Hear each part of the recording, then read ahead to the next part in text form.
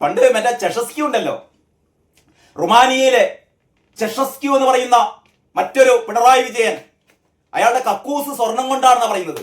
അയാളുടെ കക്കൂസ് അവസാനം ജനങ്ങളെല്ലാം പാടെ കയ്യേറി ഇയാളെ തുരത്തിയപ്പോ, ഇയാളുടെ കൊട്ടാരം കയ്യേറിയപ്പോ, കമ്മ്യൂണിസ്റ്റ് നേതാവാണ് കേട്ടോ, കമ്മ്യൂണിസ്റ്റ് നേതാവാണ്, ചെഷസ്ക്യൂവിന്റെ കൊട്ടാരം കയ്യേറിയപ്പോ അവിടെ കണ്ടത് ഇയാൾ അപ്പിടാൻ വേണ്ടിയിട്ട് ഉപയോഗിക്കുന്ന കക്കൂസ് സ്വർണം പൊതിഞ്ഞതായിരുന്നു അത്രേ.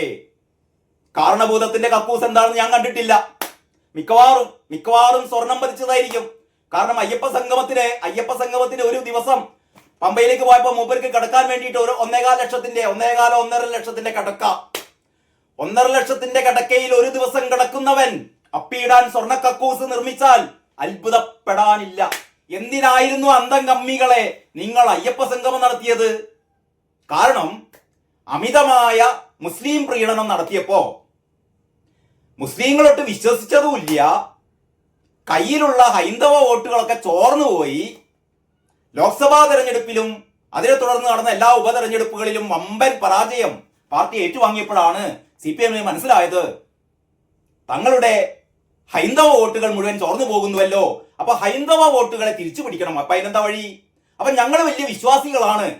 പണ്ട് വിശ്വാസികളുടെ മുഖത്ത് കരിവാരി തേച്ചവർ അല്ലെ, വിശ്വാസികളെ അടിച്ചോടിച്ചവർ, വിശ്വാസികൾക്കെതിരെ കള്ളക്കേസ് എടുത്തവർ, നൈഷ്ഠിക ബ്രഹ്മചാരിയായ അയ്യപ്പനെ കുറിച്ച് തോന്നിവാസങ്ങൾ പറഞ്ഞവർ, അയ്യപ്പനും മാളികപ്പുറത്തമ്മയും കല്യാണം കഴിച്ചു എന്ന് പറഞ്ഞ പൂമരന്മാരെ വാഴ്ത്തിയവർ, ശബരിമല സന്നിധാനത്തേക്ക് ചില ഫെമിനിസ്റ്റുകളെ, തീവ്ര ഫെമിനിസ്റ്റുകളെ പോലീസിന്റെ അകമ്പടിയോടെ കയറ്റിക്കൊണ്ട് ശബരിമലയുടെ പവിത്രത നശിപ്പിച്ചവർ, അത്തരം തെമ്മാടി കൂട്ടങ്ങൾ അല്ലെ, തെമ്മാടി ഭരണം. പിണറായി വിജയന്റെ ഭരണത്തെ നമുക്ക് വിശേഷിപ്പിക്കാനാവുക തെമ്മാടി ഭരണം എന്നാണ് അല്ലെ, ദ ഗാങ്സ്റ്റർ സ്റ്റേറ്റ്. പശ്ചിമ ബംഗാളിനെ കുറിച്ച് ഭൗമിക് മുഖോപാധ്യായ എഴുതിയ പുസ്തകമാണ് ഗാങ്സ്റ്റർ സ്റ്റേറ്റ്, തെമ്മാടി ഭരണത്തിന്റെ സംസ്ഥാനം. യഥാർത്ഥത്തിൽ അത് ഏറ്റവും ആപ്റ്റ് ആവുക, ഏറ്റവും യോജിച്ചത് ഇപ്പോഴാണ്. കേരളം എന്ന് പറയുന്നത് കമ്മ്യൂണിസ്റ്റ് സർക്കാരിന്റെ തെമ്മാടി ഭരണം അല്ലെ. ഏറ്റവും അവസാനം നിങ്ങൾ കഴിഞ്ഞ ദിവസം എന്താണ് ദേശീയ പണിമുടക്ക് അല്ലെ, ദേശീയ പണിമുടക്ക് കേരളത്തിൽ മാത്രം ബന്ദായി. എങ്ങനെ ബന്ദാക്കി? പുറത്തിറങ്ങുന്നവരെ മുഴുവൻ തല്ലിച്ചതച്ചു അല്ലെ, ഓട്ടോറിക്ഷയിൽ പോകുന്ന പാവങ്ങളെ പിടിച്ചിറക്കി, ബസ്സിൽ നമ്മുടെ RCCയിലേക്ക് പോകുന്ന ക്യാൻസർ രോഗികളെ പിടിച്ചിറക്കി, ചരക്ക് ലോറിയുമായി എത്തിയ ഡ്രൈവറെ തെറിവിളിച്ചു. എത്ര കൊടും പാതങ്ങൾ എന്തിനു വേണ്ടിയിട്ട് അറിയാം? കേന്ദ്ര സർക്കാരിനെതിരെ, കേന്ദ്ര സർക്കാരിന്റെ തെറ്റായ നയങ്ങൾ തിരുത്തണമെന്ന് ആവശ്യപ്പെട്ടിട്ട് ഇവർ നടത്തിയത് എന്താണ്? കേരളത്തിലെ സാധാരണ ജനങ്ങളുടെ ഒരു ദിവസം അവരെ പട്ടിണിയിലാക്കി അല്ലേ, സാധാരണ ജനങ്ങളുടെ ഒരു ദിവസത്തെ സ്വൈര സഞ്ചാരം തടസ്സപ്പെടുത്തി. ഒരു ദിവസം 24 മണിക്കൂർ കേരളത്തിലെ സാധാരണ ജനങ്ങളെ കണ്ണീര് കുടിപ്പിച്ചു. എന്തിന്? കേന്ദ്രത്തിനെതിരെ പ്രതിഷേധം. എടോ, കേന്ദ്രത്തിനെതിരെ പ്രതിഷേധം നടത്താനാണെങ്കിലേ നിങ്ങൾ കേന്ദ്രത്തിലേക്ക് ഒരു കാൽനട ജാഥ നടത്തുള്ളൂ. അപ്പോഴാണിതാ സർവം കൊള്ള. വീണ്ടും അയ്യപ്പനെ കൊള്ളയടിക്കുകയാണ് മഹാസംഗമം. ഞാൻ നേരത്തെ പറഞ്ഞത്, ഞാൻ ഇതിന്റെ തുടക്കത്തിൽ പറഞ്ഞത്, അയ്യപ്പ മഹാസംഗമം നടത്തിയത് എന്തിനു വേണ്ടിയിട്ട്? ഹിന്ദു വോട്ടിന്. അവസാനം എന്താ സംഭവിച്ചത്? 4500 ആൾക്കാർ പങ്കെടുത്തു എന്ന് പറഞ്ഞു. അവസാനം പങ്കെടുത്തത് 600 പേർ. എന്നിട്ട് 5000 ആൾക്കാർ പങ്കെടുത്തു. 5000 ആൾക്കാർക്ക് ബ്രേക്ക്ഫാസ്റ്റ്, 5000 ആൾക്കാർക്ക് ഉച്ചയൂണ്, അത് കഴിഞ്ഞിട്ട് 5000 ആൾക്കാർക്ക് വൈകുന്നേരത്തെ ചായ, അതിനുശേഷം ഒരു 3000 ആൾക്കാർക്ക് രാത്രി സദ്യ. ഇവിടെ ആർക്ക്? ആകെ പങ്കെടുത്തത് 600 പേർ. അവര് വൈകുന്നേരം ആകുമ്പോഴത്തേക്ക് പൊടി തട്ടിപ്പോയി. ലക്ഷങ്ങൾ കൊള്ളയടിക്കുക. അയ്യപ്പന്റെ സ്വർണം കടത്തിയത് കൂടാതെ നിങ്ങൾ അയ്യപ്പ സംഗമം നടത്തിയിട്ട് എന്തൊക്കെ കേട്ടാൽ ഞെട്ടിപ്പോകുന്ന കൊള്ളല്ലേ. അതിന്റെ വാർത്തകളാണ് ഉള്ളത് കേട്ടോ. ടെൻഡർ ഇല്ല, ബില്ലില്ല, അയ്യപ്പ സംഗമം നടത്തിപ്പിൽ അടിമുടി ക്രമക്കേട്. ഇത് പ്രതിപക്ഷ നേതാവ് പറയുന്നതല്ല, ഹൈക്കോടതി പറയുന്നതാണ്.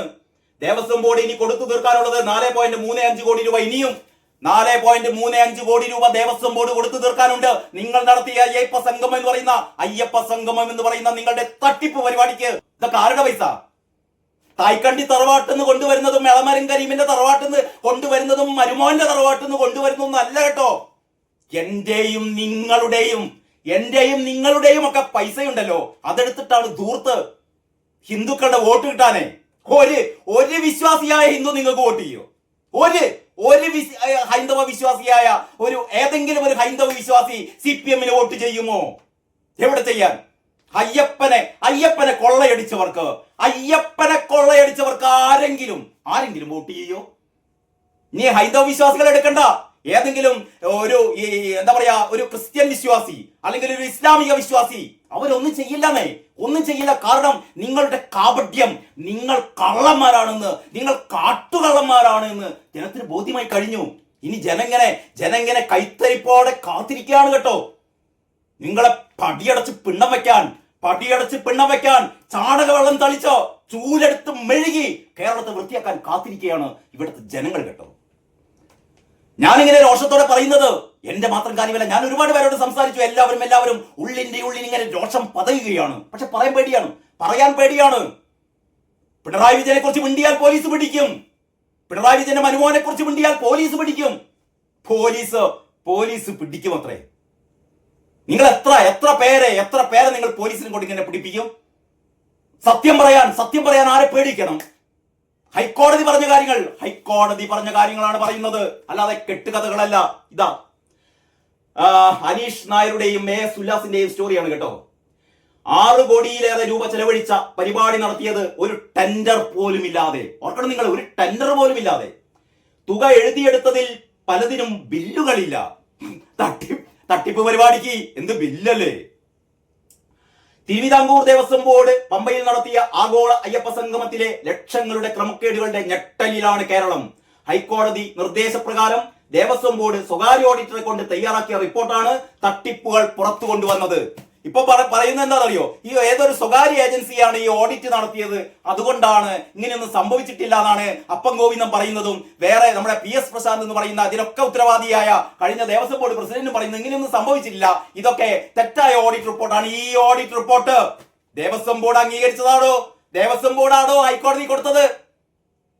നിങ്ങൾ ആരെയാ പറ്റിക്കുന്നത്? നിങ്ങളുടെ ദേവസ്വം ബോർഡ് ആവശ്യപ്പെട്ടുകൊണ്ട് ഒരു പ്രൈവറ്റ് ഏജൻസി തയ്യാറാക്കിയ ആ റിപ്പോർട്ട് ദേവസ്വം ബോർഡ് അംഗീകരിച്ച് ദേവസ്വം ബോർഡ് ഹൈക്കോടതിക്ക് കൊടുക്കുകയാണ്. ഇതാണ് ഞങ്ങളുടെ അയ്യപ്പ സംഗമത്തിന്റെ റിപ്പോർട്ട് എന്ന് ദേവസ്വം ബോർഡാണ് കൊടുക്കുന്നതോ? VD സതീശൻ അല്ല കൊടുക്കുന്നത്, രാജീവ് ചന്ദ്രശേഖർ അല്ല കൊടുക്കുന്നത്, K സുധാകരൻ അല്ല കൊടുക്കുന്നത്, സണ്ണി ജോസഫ് അല്ല കൊടുക്കുന്നത് കേട്ടോ. നിങ്ങൾ തയ്യാറാക്കിയ റിപ്പോർട്ട്, ആ റിപ്പോർട്ടിലാണ് പറയുന്നത് 6.5 കോടി ജനങ്ങളുടെ പൈസ നിങ്ങൾ ദൂർത്തടിച്ചു എന്നല്ലേ? യെസ്. റിപ്പോർട്ടിന്റെ അടിസ്ഥാനത്തിൽ ദേവസ്വം ബോർഡിന്റെ വിശദീകരണം തേടിയിരിക്കുകയാണ് ഹൈക്കോടതി. ഇതാ ദേവസ്വം ബോർഡിന്റെ വിശദീകരണം തേടിയിരിക്കുകയാണ്.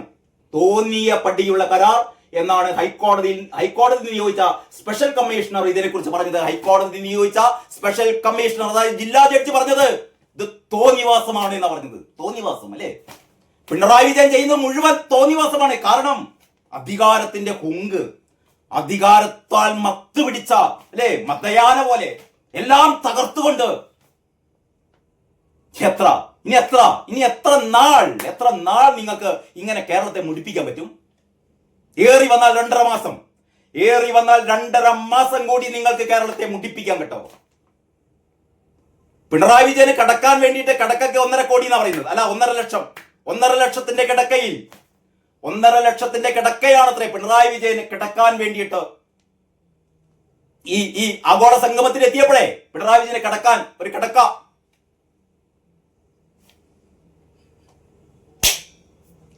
ഒന്നും പറയുന്നില്ല. ആകെ ചെലവ് 6.32 കോടി, 3.45 കോടി ഇനി കണ്ടെത്തണം. ഇനി ആര് തരാൻ? വേറെ ഇവര് പറയുന്നത് എന്താ അറിയോ?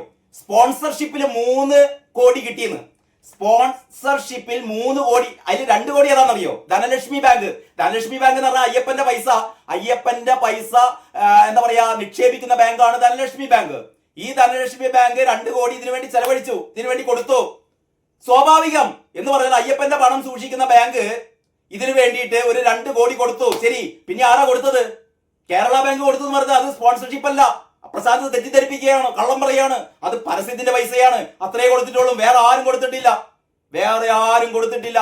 അദാനി കൊടുക്കുന്നൊക്കെ പറഞ്ഞിരുന്നു, ഇനി അദാനി കൊടുക്കൂല്ല. ആര് കൊടുക്കാൻ? ഈ തട്ടിപ്പിന് ആര് സ്പോൺസർഷിപ്പ് കൊടുക്കാൻ? ഇങ്ങനെ പകൽക്കൊള്ള എന്നൊക്കെ പറയില്ല, പകൽക്കൊള്ള. ആ പകൽക്കൊള്ള നടത്തിയതിനെ കുറിച്ചാണ് മലയാള മനോരമയുടെ ഒരു എന്താ പറയാ 1/2 പേജ് പരസ്യമാണ്. അത് കഴിഞ്ഞിട്ടുള്ള ബാക്കി ഒരു 3/4 പേജും ഈ സർവം കൊള്ളയുടെ ഞെട്ടിപ്പിക്കുന്ന ഇത് വായിച്ചു കഴിഞ്ഞാൽ തീരില്ല കേട്ടോ. സംഗീത പരിപാടിക്ക് 38.85 ലക്ഷം, 150 കട്ടിലും ഫാമിലി കോട്ടും സംഘവുമായി ബന്ധപ്പെട്ട് അന്നദാന മണ്ഡപത്തിലേക്ക് 150 കട്ടിലുകൾ വാങ്ങി എന്നാണ് കണക്ക്. എന്തിനെന്ന് വ്യക്തമല്ല. അയ്യപ്പ സംഗമത്തിന് പ്രതിനിധികൾക്ക് വേണ്ടി 150 കട്ടില് കിടക്ക.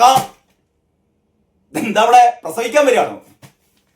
എടോ, ചെയ്യുന്നതിന് ഒരു ലിമിറ്റ് ഇല്ലേ? പണ്ട് മറ്റേ ചെഷസ്ക്യൂ ഉണ്ടല്ലോ, റുമാനിയയിലെ ചെഷസ്ക്യൂ എന്ന് പറയുന്ന മറ്റൊരു പിണറായി വിജയൻ, അയാളുടെ കക്കൂസ് സ്വർണം കൊണ്ടാണെന്ന് പറയുന്നത്. അയാളുടെ കക്കൂസ് അവസാനം ജനങ്ങളെല്ലാം പാടെ കയ്യേറി ഇയാളെ തുരത്തിയപ്പോ, ഇയാളുടെ കൊട്ടാരം കയ്യേറിയപ്പോ, കമ്മ്യൂണിസ്റ്റ് നേതാവാണ് കേട്ടോ, കമ്മ്യൂണിസ്റ്റ് നേതാവാണ്.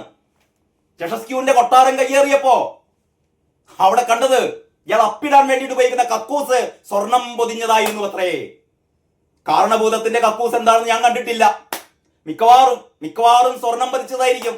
കാരണം അയ്യപ്പ സംഗമത്തിന് ഒരു ദിവസം പമ്പയിലേക്ക് പോയപ്പോ മൂപ്പർക്ക് കിടക്കാൻ വേണ്ടിയിട്ട് ഒരു 1.5 ലക്ഷത്തിന്റെ കിടക്ക. 1.5 ലക്ഷത്തിന്റെ കിടക്കയിൽ ഒരു ദിവസം കിടക്കുന്നവൻ അപ്പിയിടാൻ സ്വർണ്ണ കക്കൂസ് നിർമ്മിച്ചാൽ അത്ഭുതപ്പെടാനില്ല. അതാണ് കൂട്ടരെ കേരളം. ഏതായാലും മലയാള മനോരമയുടെ 1-ാം പേജ് വാർത്ത ഇത്രയുമാണ്. ബാക്കി വിശേഷങ്ങൾ നമുക്ക് അടുത്ത വീഡിയോയിൽ ചർച്ച ചെയ്യാം. അതുവരെ എല്ലാവർക്കും നന്ദി, നമസ്കാരം.